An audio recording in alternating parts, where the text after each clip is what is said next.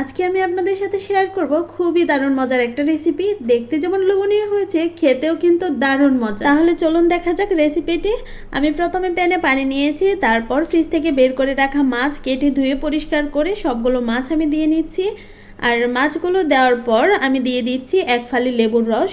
লেবুর রস দেওয়ার ফলে কিন্তু মাছের মধ্যে যে আষ্টে গন্ধ থাকে ওই গন্ধটা আর থাকে না, আর খেতেও কিন্তু অনেক মজা হয়। লেবুর রস দিয়ে হালকা একটু নেড়ে আমি ঢাকনা দিয়ে রান্না করব 5 মিনিটের জন্য। মাছগুলোকে আমি ভাপে দিয়ে নিব আর কি।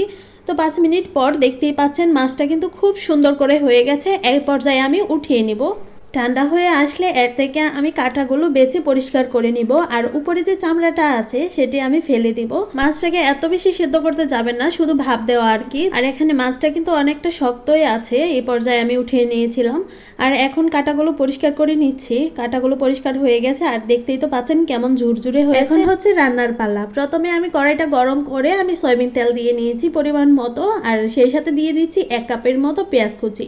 পেঁয়াজটাকে হালকা একটু ভাজবো, তারপরে দিয়ে দিব 5-6টা কাঁচামরিচ ফালি।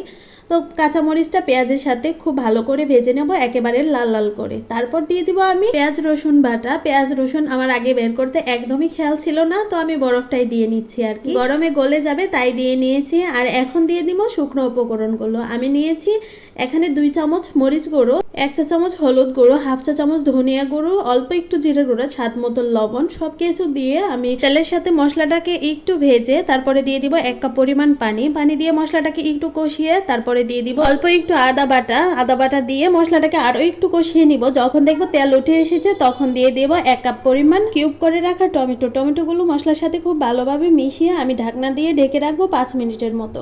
আর এখন জালটাকে কিন্তু একবারে লো হিটে দিতে হবে যাতে টমেটোটা গলে যায়। টমেটো কিন্তু 80% সেদ্ধ হয়ে গেছে। 80% সেদ্ধ হওয়ার পর আমি দিয়ে দিব ঝুরি করে রাখা মাছগুলো। আর এই ঝুরি করা মাছগুলোর বয়স হয়েছে কিন্তু 1 মাসের মতো। ফ্রিজের কোনায় পড়েছিল, একদমই খেয়াল ছিল না। আর এগুলো দিয়ে যদি এখন সবজি রান্না করি, ভুনা করি, তো খেতেও ভালো লাগবে না। তাই ভাবলাম নতুন একটা রেসিপি তৈরি করা যাক। তাই মাছগুলোকে এমন ঝুরা ভুনা করছি আর কি। আর আজকে মাছটা খেতে এত মজা হয়েছিল, আপনারা বাসায় ট্রাই না করলে বুঝতেই পারবেন না। আর এখন কিন্তু জুরা মাছগুলোকে সবগুলো মশলা আর টমেটোর সাথে আমার মেশানো হয়ে গেছে। 1 কাপ পরিমাণ পানি দিয়ে নিচ্ছি। এর বেশি পানি দেওয়ার প্রয়োজন হবে না, কারণ মশলাগুলো তো আগে থেকে অনেক কষানো ছিল। এ পর্যায়ে ঢাকনা দিয়ে রান্না করব 10 মিনিটের মতো। 10 মিনিট পর আমি ঢাকনা খুলে ধনিয়া পাতা দিয়ে নিব পরিমাণ মতো। আর এখানে কিন্তু ধনিয়া পাতার পরিমাণটা আমি একটু বেশি দিয়েছি।